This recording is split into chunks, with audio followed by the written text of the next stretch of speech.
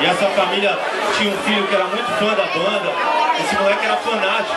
E o moleque indo pro show, o moleque sofreu um acidente de moto e morreu. E assim, a gente ficou totalmente chocado com a parada. E foi a família inteira dele no show.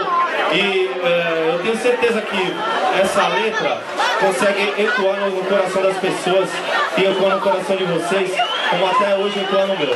Falou? Tamo junto aí.